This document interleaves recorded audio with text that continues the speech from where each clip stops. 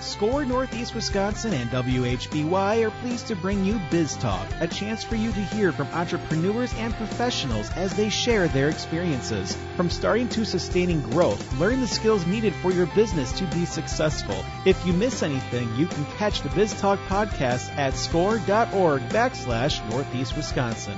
And now from the Myron Construction Studio, it's Biz Talk on WHBY.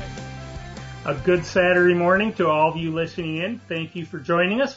My name is Terry Pinch, and I'm one of the co-hosts this week, and joining me as co-host is Rick Sense. Rick, how are you doing this week? Doing well, Terry. Excellent. I hope you've been enjoying this weather. It's been great for biking, I'll tell you. Yeah, I hit 31 straight days, and I've never done that in all my time in Wisconsin, so it's great. That's great. Anyhow, this week, our guest is Lisa Welko, who is the founder of Integrity Franchise Group. So we're going to talk all about franchising today, and Lisa and her background and what she does and how she can help you. So with that, let's introduce Lisa. Lisa, welcome to the show. Thank you very much. I appreciate being here. All right. So Lisa, before we get into Integrity Franchise Group, talk to us about your path to how you got to starting this business. Oh, thank you. Yeah, I think a lot of people, when we start telling our stories in this industry, no one really sets out to be in franchising. I think we all kind of fall into it a different way. So for me, I started Ellipse Fitness in Appleton about 20 years ago. So everybody else was going to Curves and we started a boot camp. So that led to a second location in East Appleton. And then that led to members starting to ask us, hey, we would love to put one of these in Green Bay. We would love one in St. Louis. And so we ended up deciding and pursuing the route of what is franchising. So that's how I got into this crazy industry 20 plus years ago. But it's a big jump to go from running your own franchise to then helping other people and being a broker as well. So how did you do that? Yeah, absolutely. I think kind of the same thing. So I was a dental hygienist when I started that business. I had no business background, started that fitness business, and then so we started the franchise. When at the end, we had about 10 locations open, and then we ended up selling it to one of our franchisees. At that point, it was actually a franchise attorney reached out to me and said, Lisa, you should consider consulting. You're kind of a continuing education junkie. You have gotten a little beat up in the franchise world. Go look at it and, think about being a consultant, help other people buy businesses. And so I kind of had to figure that out, right?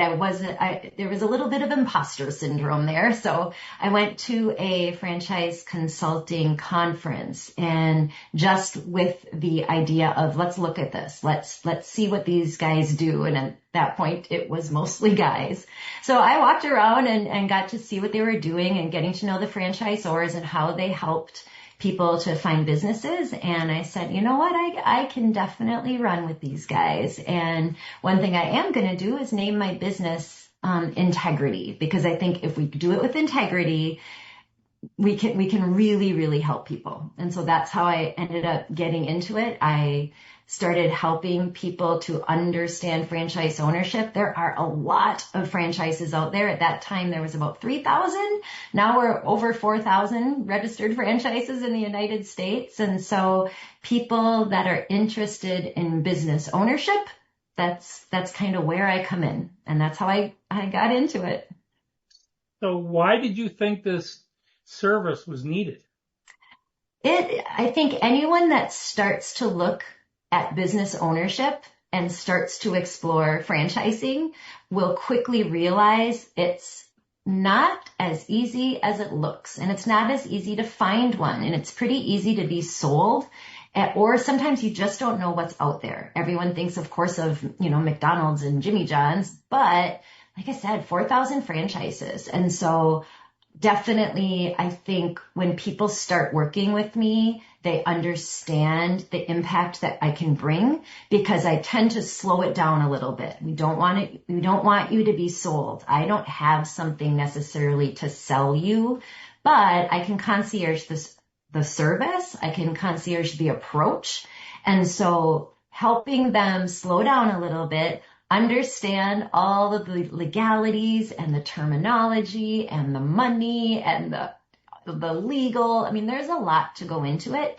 And so when you look at it a little bit more from the outside, slow your approach, really evaluate what your skill sets are. You know, just because you're a plumber doesn't mean you should own a plumbing franchise. I've helped 3 attorneys find franchises. So it's something that people that want to own their own business, they don't know what they want to own, but they'd have that entrepreneurial spirit. That's really where I can help, because I can help you see things that maybe you wouldn't have seen if you just start Googling, especially if anything's changed in the past couple of years. It's the fact, and we all know, right? If I even think about something, it's going to be on my phone and all of a sudden Facebook's going to be, targeting me. So I can kind of help with that and see through a lot of the noise. So you mentioned earlier there was, at the time you started, 3,000 franchise businesses out there. And I assume that's probably grown since then. I don't know, but. Yeah, we're at 4,000, more than 4,000 registered franchises in the United States. And I think what's something to keep in mind there is you need a legal document. You need an FDD, franchise disclosure document, to be a franchise. So you can call yourself a franchise once you pay and have that document. So I can't say there's 4,000 good ones, but there's 4,000 registered ones. But it seems like then if somebody's coming into the franchise world, unless they know a franchise or somebody else, that it's really hard to find out what is a good franchise and what isn't on your own. So I'm assuming that's where you come in to really help people understand that. Absolutely, 100%. So the first call that we have with people is talking about their background and their skill set and what they've done. And like I said, it's not always about exactly what you've done in your past. Software engineers do not need to only own tech franchises. Lawyers don't just need to own a B2B consulting franchise. And so we try to look at the skill set that you've built and then apply that, and also what you like and don't like. This is no longer you went to college, at 18 and graduated and said, okay, here's my life. So now you kind of get to pick. I like mentoring. I like working with other people. I want to build a big team. I want to build a huge business and make a 7 or 8 figure exit. Or I've been there, done that. I want to be a consultant. I want to do something with just a couple of employees. I want to work from home. All of those things that when you want to think about what you want this business ownership life to look like, that's what we take in. And then I can back into options. With that many options, we're going to find a good handful that are going to be worth exploring. Okay. So for our listeners, can you explain what franchising is? Yeah, good question, right? So franchising is a system of business ownership. So when you are awarded a franchise, you don't buy a franchise, believe it or not. You can't just walk up and hand them a check and they're going to give you a sub shop, right? You actually have to be awarded. But what the franchise itself is it's a playbook. It's a playbook and a rule book and someone to walk next to you and help you to run that business. But at the end of the day, you own the business. So franchising is that playbook. It's that support. It is, hopefully a business in a box that you are purchasing the rights to operate a business that you didn't necessarily create on your own. So what are the constraints that a franchise brings to somebody? And so really, what do they have to give up versus owning the business independently? Because we know what they gain with the systems and processes. So what are they giving up? They are giving up a little bit of control. Okay. So they cannot, we own franchises, right? So we own Men's Health franchises here in Appleton and Green Bay on game day. And part of something we're giving up is we don't do hormone replacement for women. We cannot offer hormone replacement for women. Our franchise agreement says we're trained, we're supporting you, we are supporting you to help the guys. So I think when you get into franchise ownership, there's going to be some limitations, and that can sometimes scare people. I think the flip side of it is, like I said, my background's dental hygiene. My husband had his own business, and we would never own a men's health clinic without that franchise system behind us. But we have that support, and we have, all of that playbook and that training. And so we're able to get into a business that otherwise we wouldn't have considered. But some of that limitation is going to be around, the services and sometimes territory, right? You can operate outside your territory, but you can't advertise outside your territory. There's going to be different set of rules depending on the franchise, depending on the industry that it's in. But I think that you are giving up some of that. You can't just do what you want to do every single day and bend the rules too much. Franchisors not going to love that. So what is the right person for a franchise? Who should consider a franchise and going that route rather than starting your own business? I love that. I think right person has to be coachable and a little humble. And I have helped some very wealthy, already have 4 businesses type guys that you wouldn't think they would consider franchising. You'd think that they would say, nope, I don't want those controls. I don't want someone looking over my shoulder. And they're the ones that have said, I've done this on my own. I've made those mistakes. I would much rather pay a franchise fee and diversify my portfolio with business ownership.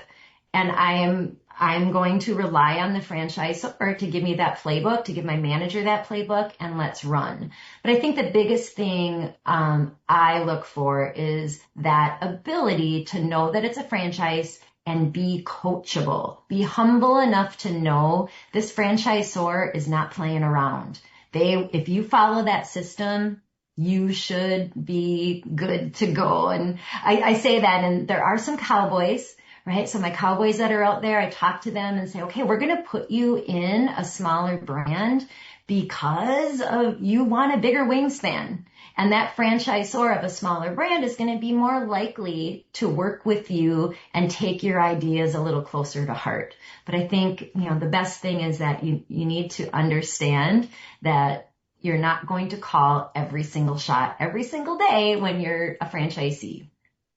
So it sounds like then a large part of your role is coaching.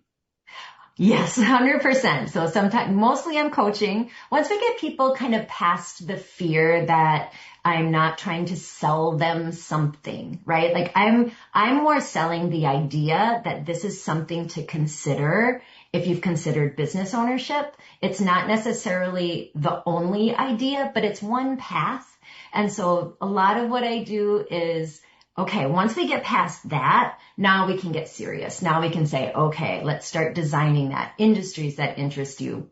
Resume, background, passion, skill sets. Who's going to be involved? Is it going to be your brother and cousin? Or do you have any other decision makers? Once we can get into the weeds a little bit, it really does become a coaching opportunity. And sometimes it's tough conversations. Sometimes it's, Terry, I don't think this is for you. I think you're going to have a really hard time with a franchisor that says you need to be open on Saturday mornings, and you have just decided that your business is going to be better off not doing something that's really important for the success of that franchise. It's not going to be a good fit. I would rather have that conversation than a year or two later saying, what was I doing? This is not what I thought it was going to be. Eyes wide open and educated buyers are pretty much the only way to go. All right. We are talking to Lisa Welko from the Integrity Franchise Group, and we'll be right back with the conversation after this break. Welcome back to Biz Talk on WHBY. I'm Rick Sense along with Terry Pinch, and this weekend we're talking with Lisa Welko, who is the founder of Integrity Franchise Group. And Lisa, we'll get right back to the conversation with her in just a moment, but I'd like to just spend a moment talking about SCORE Northeast Wisconsin. SCORE Northeast Wisconsin serves an 18-county area in Northeast Wisconsin, plus the county of Menominee in Michigan. We have over 50 volunteers, each an expert in their field, offering entrepreneurs no-cost and confidential mentoring. Those areas of expertise include IT, social media, marketing, cash flow, accounting, strategic planning, workflow, human resources, retail best practices, and many, many others. In order to register for a no-cost confidential mentoring session and or to learn more about SCORE Northeast Wisconsin, please visit our website at score.org/Northeast Wisconsin. You can learn more about how the SCORE chapter can assist you with starting and or growing your business, and you can complete an application for a mentoring session. Simply complete the online form and submit it to SCORE. Within a few days, a SCORE mentor will be contacting you to set up a meeting. Remember, SCORE is no cost and offers experts who can offer you assistance in many different areas. To get started, please visit our website at score.org/Northeast Wisconsin. And to support small business people, SCORE Northeast Wisconsin is always looking for new mentors. If you have experience that you would like to share with others, we'd love to talk to you. We welcome volunteers with experience in all aspects of business. Small business owners need your help, and your experience can make a real difference to their success. Go to score.org/Northeast Wisconsin, click on the volunteer button, and fill out the short application. We will get back to you to explain more. So thanks again for joining us on Biz Talk this morning. And Lisa, I just have to ask, this whole conversation is interesting, but franchise, you buy a structure, but you had to come up with a structure for your business that's doing franchise work, which is kind of an ironic twist. Could you maybe walk listeners through how you did start your business, how it evolved, what processes you went through? Sure. I mean, I think we talked about it earlier, right? You kind of fall into franchising. And when I got into this 12, 13 years ago, there wasn't quite as many consultants out there. So it's a little bit of the Wild West. You kind of have to figure it out. And so I had owned a business in the past. And so one of the things I needed to do was step back and remember, even though this is an independent consulting practice, I need to run it like a business. And so I had the website and I had my business plan figured out and I had, my corporate structure kind of, even though I was wearing all the hats at that point. As the business has grown, I still try to run it like a business. It can very much get very quiet and very, on an island when you're running a small business like this. And so I think as my business grows, I still need to apply, IT, social media marketing, all of that had to be added. Of course, with, how the industry has changed and how the world has changed and gotten a little bit smaller with the internet of doing what it's doing right now. So yeah, I mean, I think as far as businesses go, my best counsel would be if you're starting a consulting business, if it's small, you still need to run that business like a business. If you run it like a hobby, it's going to give you the return of a hobby. Okay. And so if you could maybe share with listeners then too, as you've gone through that, you've developed a process yourself. And as you go along, what does that process on a day-to-day basis look like for you? Yeah, absolutely. Well, in my business, there's really two different things that need to happen every day. One, I need to have people to talk with, people that are interested in owning their own business and open to that. There's a lot of different ways to find those people. But then the other thing I need to do is I need to keep my thumb on the pulse of the franchise industry. What brands are coming and going? What's happening? What brands are getting people's attention?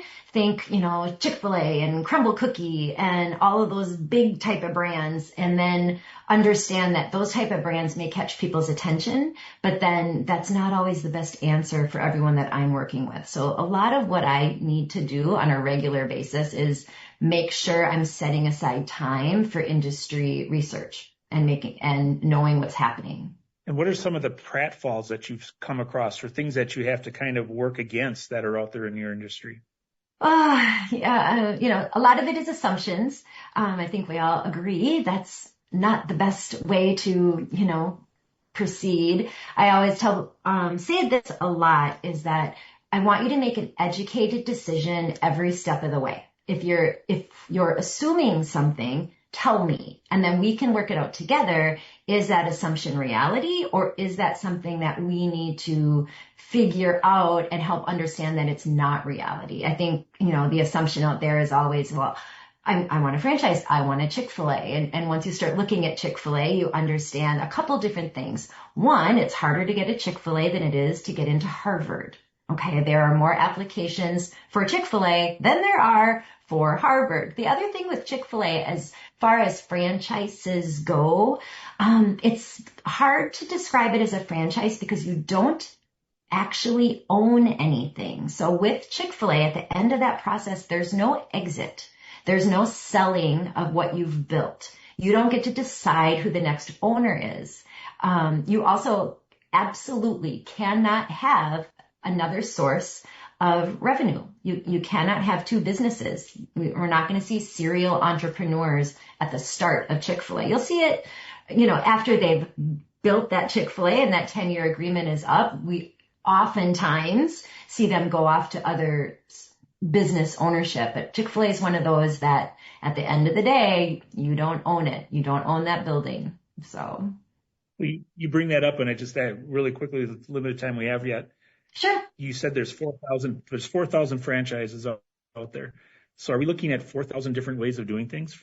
Is that really what it's going to come down to? No. I think the nice thing about it is that there is, there is some idea of systems in all of these. A franchise with 10 or less locations is not going to look like a franchise with 1,000 locations, but they are going to have an FDD. They are going to have a similar set of rules that need to be followed and support in place. That franchisor that has 100, 200, 500 locations is going to have a different level of support, a different size team than that franchisor with 1 to 10 locations. But yeah, they're going to look different, but they should start to look the same. That's part of the system, right? When you buy into a franchise, especially hopefully when you take some time to look at it, you should know what you're getting into. There shouldn't be tons of surprises. Okay. We're at the point where we're going to be taking our second break. You're listening to Biz Talk with Score and WHBY. We'll be right back after these messages.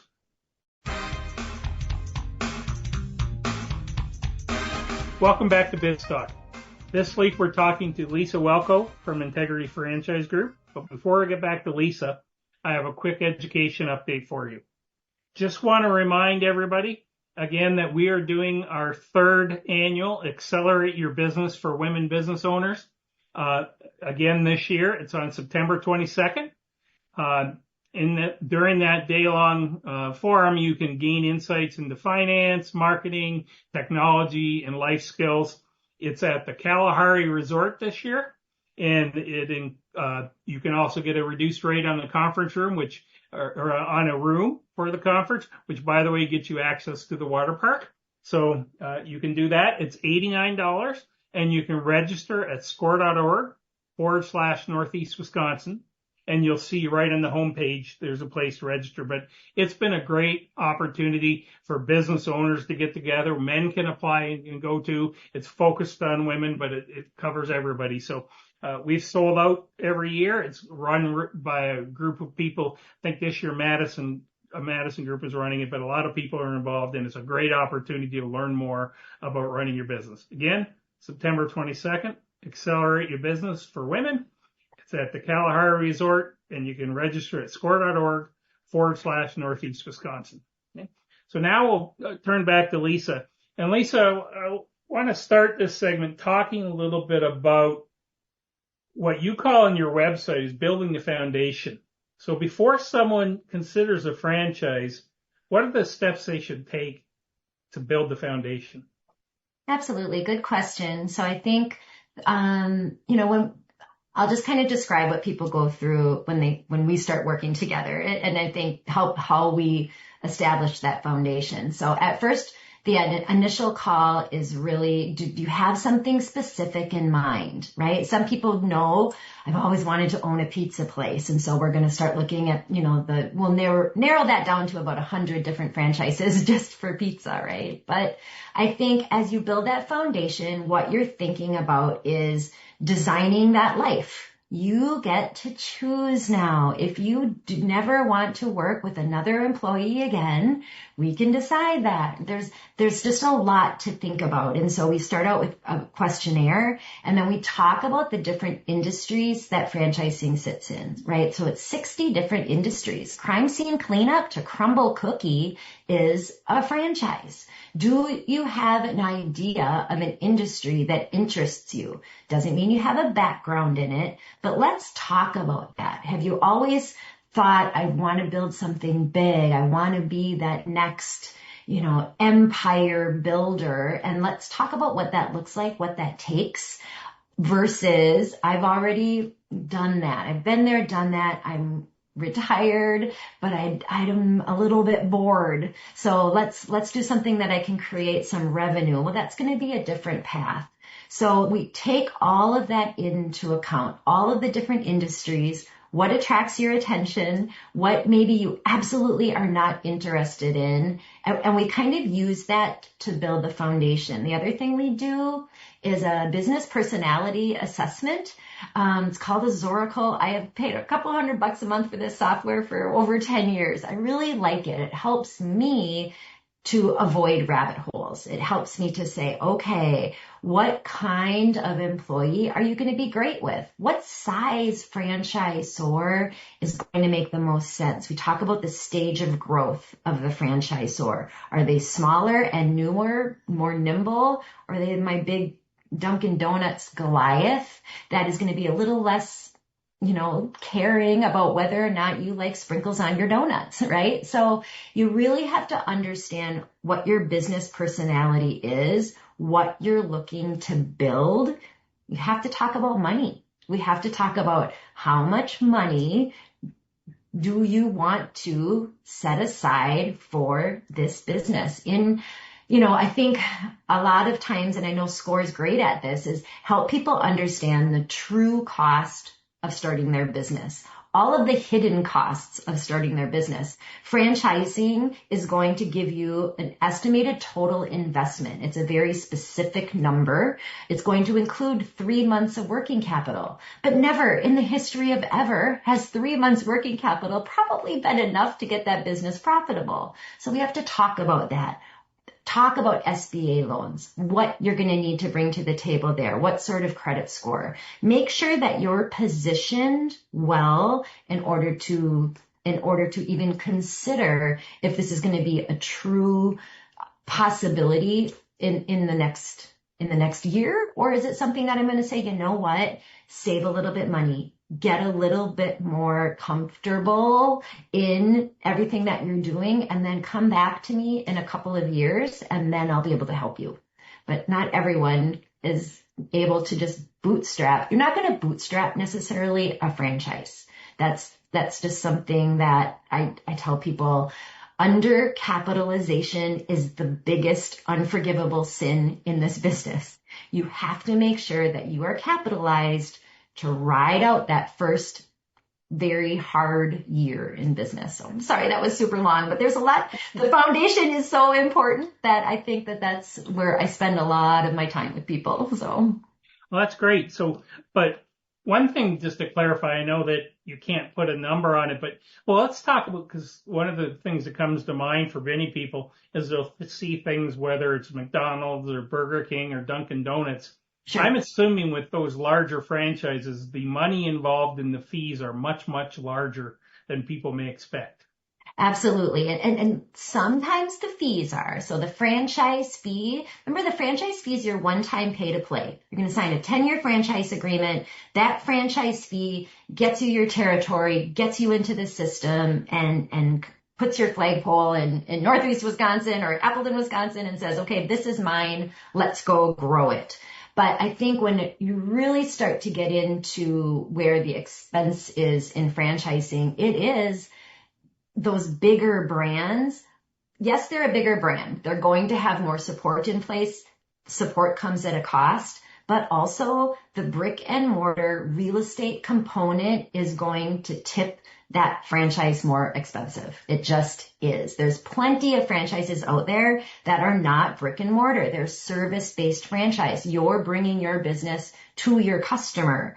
But the ones that have a lot of real estate, that's where the scales are going to tip. And you really need to be aware of what you're getting into. But they're absolutely not all $1 million.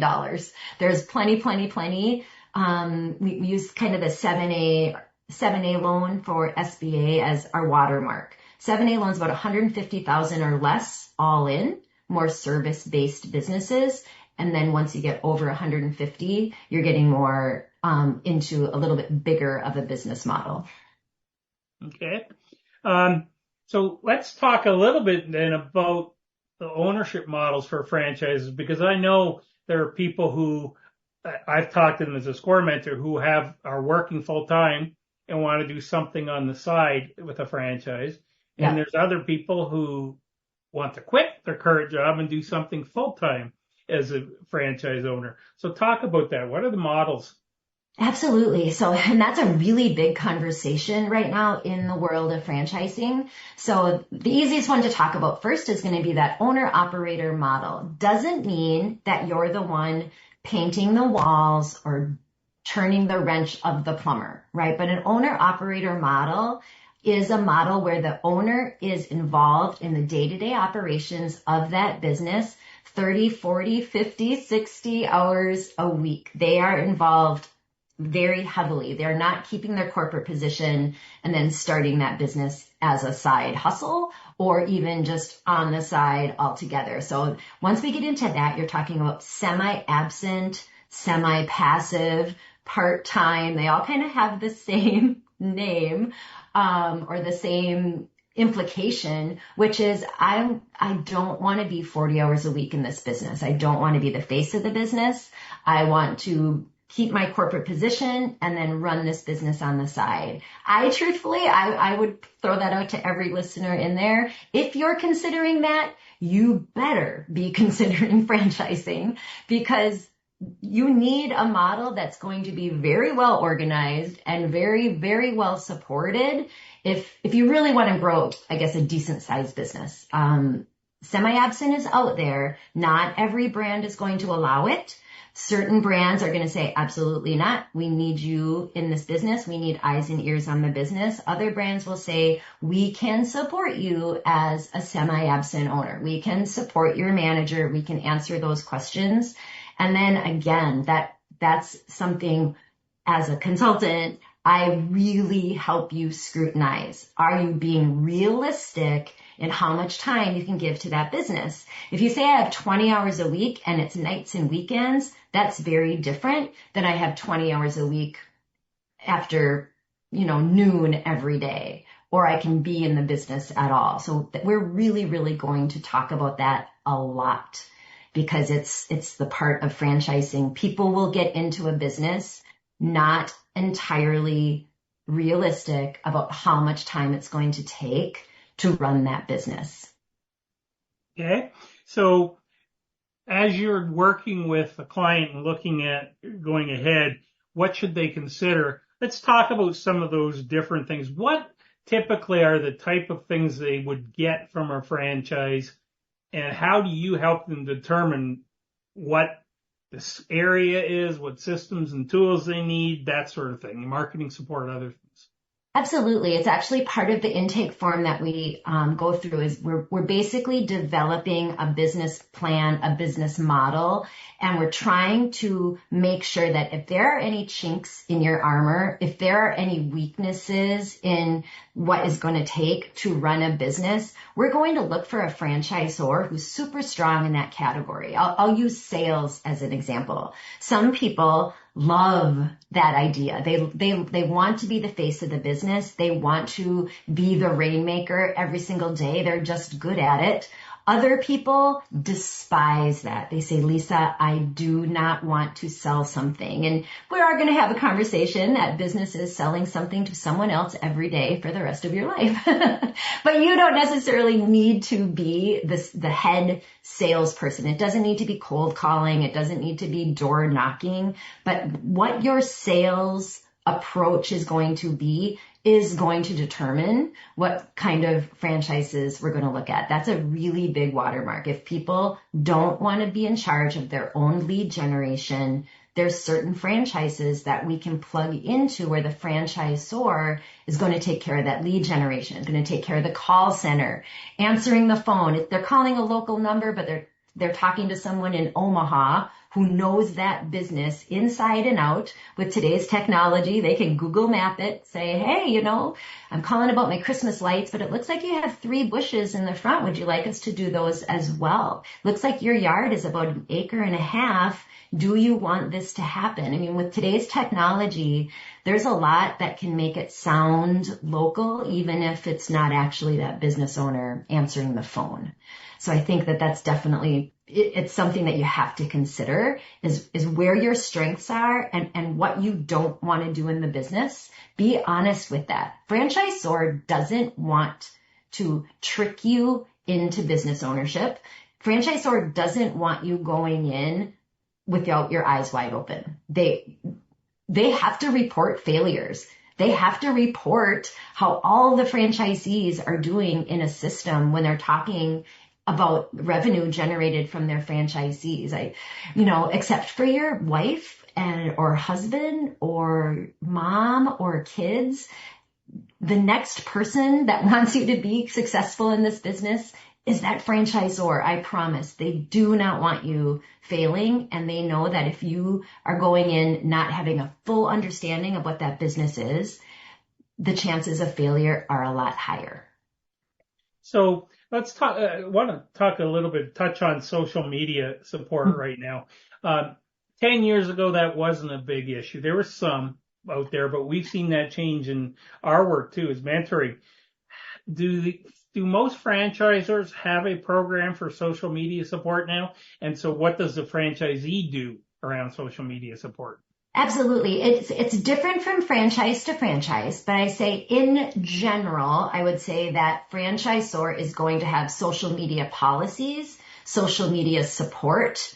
They're sometimes going to manage the social media for franchisees. They're definitely going to monitor it now. You're not just able to post anything you want on your business Facebook page anymore, but it's huge. I mean, a lot of us, our franchise, we drive a lot of leads. We do a lot of social media marketing to drive people into the clinic. Franchisor approves that marketing. We have to, there's just certain things that we're allowed to talk about, not allowed to talk about.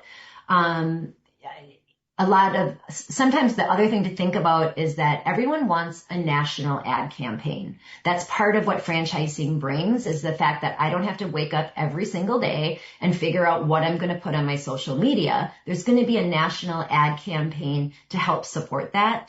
For any franchisor is also going to say, though, in your local market, you should have some local presence, because that's where people are going to relate to your business. The national ad campaign for a franchisor is a pool of money all the franchisees contribute to. Franchisor uses that pool of money to develop ad materials for you to use at the local level and drive your customer. You're going to use that as examples. You're going to use some of those glossy images, but then you're also going to supplement locally to give. Most franchises are going to want that local appeal.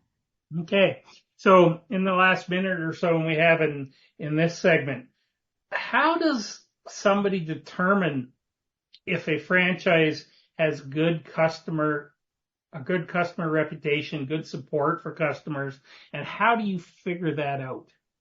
Yeah, absolutely. It's part of the process. So as we start to narrow this down, at first you're going to explore 10, 12, 15 different brands. We're going to narrow. Then you start talking to franchisor. And you're getting an understanding. You also get to talk to other franchisees in the system. So you can ask them about their experience and what their, customer base is. Before you reach out to that franchisee, I always encourage people, check out their Google business page, check out their local Facebook page, check out what's happening in that business, because that's truly where you're going to see that customer experience, and if it's one that you want to plug into. And if it's not, and you're seeing things that maybe don't align with what you're trying to do, you get to ask that question and find out, what happened in that business that it wasn't great, or this customer said that. And sometimes it's, they had a bad experience, a bad employee, and they had to deal with that. But I think that's, the biggest part of this is that you're getting educated and you're talking to as many people as you can before you ever sign on that dotted line. Great. We are now at the point where we're going to take our third and last break. You're listening to Biz Talk with Score and WHBY. I'll be right back with Lisa after these messages. I would like to thank the sponsors and donors who bring Biz Talk with Score to you each weekend. We couldn't present Biz Talk without their generous support. Thank you to Hailing & Associates. Hailing & Associates helps small businesses and individuals not just prepare tax returns, but plan ahead. A collaborative approach that helps you minimize taxes for this year and beyond. Hailing & Associates, personal connection, positive results. Thank you to Johnson Financial Group. Wherever you are in your life or the life of your business, Johnson Financial Group works to understand your goals and matches the banking and wealth services needed to help you complete your mission. Thanks to the Business News for promoting our program in the business newspaper serving Northeast Wisconsin. The paper is delivered bi-weekly and contains relevant and useful information about the business community in the region. We would also like to recognize the David L. and Rita E. Nelson Fund within the Community Foundation for the Fox Valley region for their generous donation to support Biz Talk and Score Northeast Wisconsin. Now, as we turn back to Lisa. Lisa, could you let people know how they can contact Integrity Franchise Group? Absolutely. So the website's integrityfranchisegroup.com. My email is lisa@integrityfranchisegroup.com. If you go on LinkedIn, you usually can't miss me. You can just type in my name, Lisa Welko, and you'll find me that way. So I tell people I'm everywhere. You can send a carrier pigeon. It'll probably find me. So but I appreciate it. Thank you. Okay. So you look at how your business has grown over the last few years and how well you've done. What does the future look like? Yeah, it's very bright. What we're seeing right now in the industry is people are starting to build teams. And so I have brought on my daughter-in-law, who is also a franchise broker, been training her for a couple of years, and I'm growing my team. We want to be able to help more people and have more conversations. And a lot of times I think when people work with me, they feel protected, and I want to be able to do that more. So I'm building that team, building Integrity Franchise Group, and we'll see where we go. Okay. So if you look back over these last years, what have you learned? That's a good one. I think my biggest thing is that I truly can help people who want to be helped. I've learned that going into this industry, eyes wide open and looking at it as an opportunity to own your own business. It's an opportunity to build wealth and have that American dream. And I absolutely just love it. And so I think if anything, it's been dig in deeper, help more people, because when they go in educated, their businesses are successful. The ones that go in way too fast, who don't talk to enough different businesses and don't really take counsel, those are some of the stories that are really tough to hear. So yeah, I think the biggest thing is stay the course, keep learning, keep getting educated, stay on top of it. There's always a new flashy brand around the corner, but just make sure that, you're not falling for, the next flashy thing, and that you're, taking your time to learn. So. Well, Lisa, thank you very much for being on the show. We get to see the video, and the enthusiasm that you see as you talk came through in the words too, but it is really great to see someone who obviously loves what she's doing. So thank you for being on the show and educating our listeners. And, I appreciate it. Thank you so much for the opportunity. Okay. And so for listeners, thanks again. You can find a copy of this show next Wednesday on our site, score.org/Northeast Wisconsin. It'll be on WHBY Saturday morning at 9 o'clock, as all of you know who are listening now. But you will be able to find previous episodes on our website, or you can go to other podcatchers such as Amazon, and you'll find the show as well. So thank you very much, everybody. Have a great week, and we'll talk to you next week.